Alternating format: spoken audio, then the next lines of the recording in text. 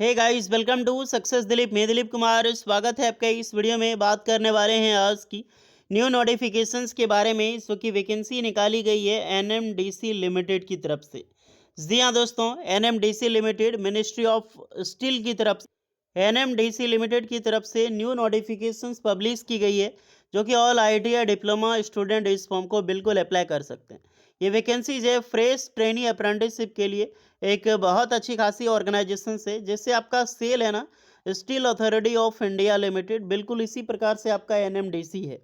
आप इनके अंदर में जो मिनरल्स हो गया उनके डेवलपमेंट को लेकर ये काम करती है। चाहे इनका खुद का स्टील प्लांट हो गया, माइनिंग सेक्टर हो गया, टोटली एनएमडीसी लिमिटेड ही देखती है। और एनएमडीसी जो लिमिटेड है वो मिनिस्ट्री ऑफ स्टील के अंडर में आता है।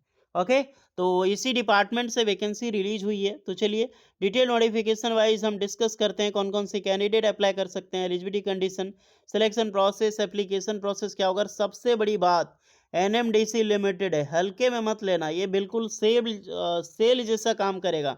सेल में अप्रेंटिसशिप करते हो ना, दुर्गापुर बोकारो स्टील प्लांट में, बिल्कुल वैसा ही काम करने वाला है एनएमडीसी लिमिटेड। तो चलिए चलते हैं नोटिफिकेशंस की ओर। आप अपना ट्रेड ब्रांच ज़रूर कमेंट करके बता देना। और यहीं पर इनकी नोटिफिकेशन पब्लिश की गई है। आप देख सकते हैं, notification of walk in interview for apprenticeship training.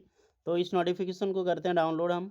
So everyone, ये है आपका official notification NMDC limited. NMDC limited बोला जाए तो इसका जो माइंस है, किरांदुल माइंस कॉम्प्लेक्स इनका, यहीं पर वैकेंसी निकाली गई है। तो ध्यान रखना, आयरन ओर माइन जो किरांदुल कॉम्प्लेक्स है, इस कॉम्प्लेक्स की तरफ से अप्रेंटिसशिप के लिए रिक्रूटमेंट निकाली गई है। कोई बलिया डेला करके पड़ता है इसका किरांदुल, जो साउथ बस्तर दांतेवाड़ा डिस्ट्रिक्ट छत्तीसगढ़ में आता है यहाँ पर। तो यहीं से आप सभी कैंडिडेट के लिए full graduate technician and trade for IT apprenticeship act 1961 के तहत ये वैकेंसी रिलीज हुई है। बहुत अच्छी खासी ऑर्गेनाइजेशन से, और वैकेंसी भी बहुत अच्छी है, आईटीआई वालों के लिए बहुत अच्छी खासी है। तो चलिए आइए डिस्कस करते हैं कौन कौन सी ट्रेड के लिए किस प्रकार की रिक्रूटमेंट है। सबसे पहले हम नज़र डालेंगे trade apprenticeship for ITI pass out candidate. यहाँ पर देखें तो मशीनिस्ट के लिए 4 वैकेंसीज है। फिटर के लिए 12 वैकेंसी निकाली गई है। वेल्डर की 23 है, 23 बहुत अच्छी खासी पोस्ट होती है। नेक्स्ट है मैकेनिक डीजल, इसके लिए भी 22 है, ये भी अच्छी पोस्ट है। मैकेनिक मोटर व्हीकल 12 वैकेंसी निकाली गई है, बहुत अच्छी है। और इलेक्ट्रिशियन के लिए 27 वैकेंसी फॉर इलेक्ट्रिशियन ट्रेड के लिए है। एंड मोस्ट ऑफ ऑल सबसे ज़्यादा 47 वैकेंसी फॉर कोपा ट्रेड के लिए रिलीज़ की गई है। 47 वैकेंसी यार, कोपा वालों के लिए एक माइंस डिपार्टमेंट में वैकेंसी निकलना बहुत बड़ी बात है। तो जितने भी स्टूडेंट हैं, जो गर्ल्स कैंडिडेट हैं, अप्रेंटिसशिप करना चाहते थे एक अच्छी ऑर्गेनाइजेशन से, तो लो भाई आ चुकी है कोपा के लिए एक बेस्ट अपॉर्चुनिटी। तो ये ITI pass out candidate apply कर सकते हैं, रेलेवेंट ट्रेड से आपने पास आउट किया है तो।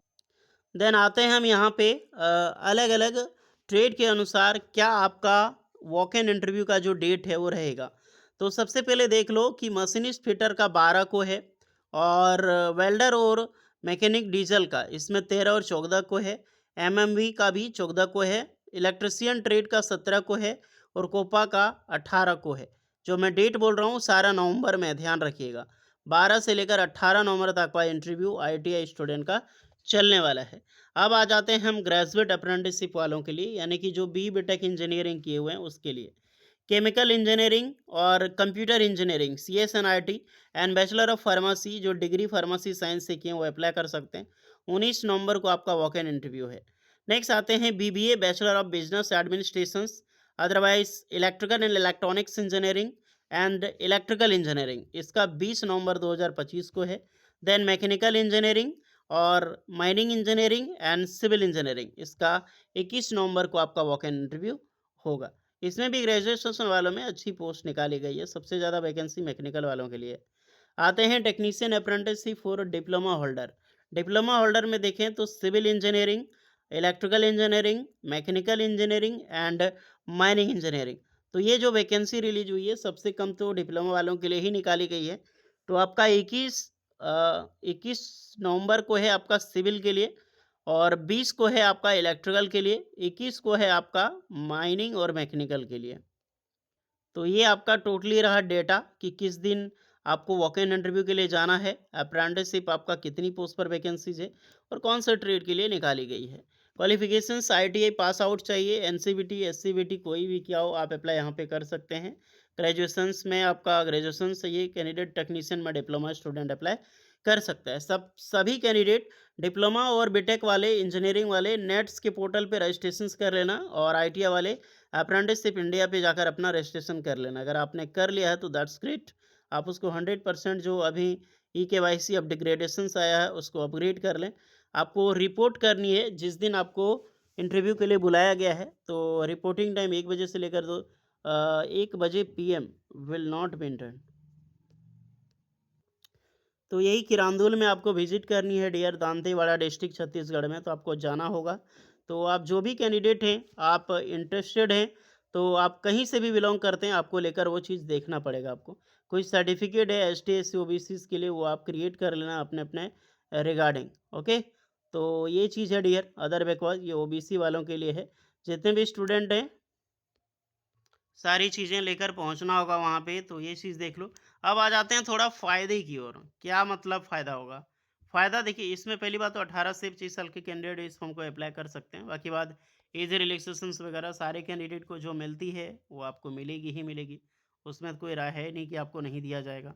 बाकी बात, केवल भारतीय नागरिक आवेदन के पात्र हैं तो ऑल इंडिया के कैंडिडेट अप्लाई कर सकते हैं। 16 वर्ष से कम एज आपका नहीं होना चाहिए, 16 वर्ष से लेकर ऊपर होनी चाहिए। ओके, तो ये चीज़ यहाँ पर दर्शाई गई है। और ओबीसी श्रेणी जो 6 सर्टिफिकेट है 6 मंथ से पहले पुराना अधिक नहीं होनी चाहिए, उससे पहले बना होना चाहिए, तब आपको जाकर यहाँ पर मिलने वाली है। बहुत सारी फॉर्म है।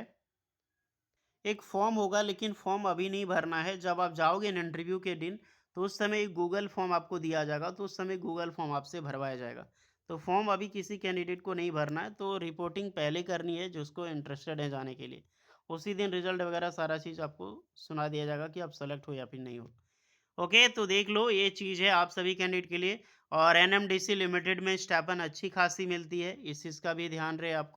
बाकी बात जैसी आपकी मर्जी, आप इंटरेस्टेड है तो अप्लाई करें। सारा लिंक डिस्क्रिप्शन में मिल जाएगी, पहले नोटिफिकेशन पढ़ो और इंटरव्यू में पार्टिसिपेट करो। अभी आपके पास कम से कम 15 दिन का तो प्लस टाइमिंग बचा ही है, नॉर्मली भी। चाहिए कुछ डाउट है तो कमेंट करना, मिलते हैं नेक्स्ट वीडियो में, तब तक के लिए जय हिंद। अरे हाँ, एक चीज़ मैं बता रहा था कि यहाँ से अप्रेंटिसशिप करने के बाद आपको बेनिफिट्स क्या मिलेगा। तो बेनिफिट्स ये देखो गाइस, देखिए जे सेल से अप्रेंटिसशिप करने के बाद क्या बेनिफिट मिलता है। सेल तो जॉब नहीं देती है, ना ही डीआरडीओ जॉब देगी। सेल में ये एक अपॉर्चुनिटी होता है कि सेल से अप्रेंटिसशिप करने के बाद सेल खुद एक वैकेंसी निकालता है, जो कि अप्रेंटिसशिप कर चुका है सीसीएस के लिए, सिर्फ वही अप्लाई कर सकता है उसके लिए। आईटीआई वालों के लिए मैं बता रहा हूँ। हाँ, एक चीज़ आप कर सकते हो, एनएमडीसी से अप्रेंटिसशिप करके इंडिया के जो भी बड़े-बड़े सेक्टर हैं, टाटा स्टील हो गया, जिंदल स्टील, श्याम मेटालिक्स, एनएडीसी जो भी बड़े-बड़े स्टील प्लांट है, माइनिंग सेक्टर है, वहाँ पर एक अच्छी खासी जॉब्स अपॉर्चुनिटी पा सकते हो। आपका रिज्यूमे बिल्ड होगा, आपका लिंक्डइन प्रोफाइल स्ट्रांग होगा, जिसके कारण से आप अच्छी खासी सैलरी वाली जॉब पा सकते हो। एक स्टील प्लांट, एक manufacturing organisations and mining sector department में। तो ये बेनिफिट आपको मिलेगी। उसके अलावा गवर्नमेंट क्या देगी तो गवर्नमेंट ही जान सकता है, और डिपार्टमेंट ही। बाकी बात वो तो समझ चुके होंगे अप्रेंटिस करने के बाद मिलता क्या है। चलिए मिलते हैं नेक्स्ट वीडियो में, तब तक के लिए जय हिंद।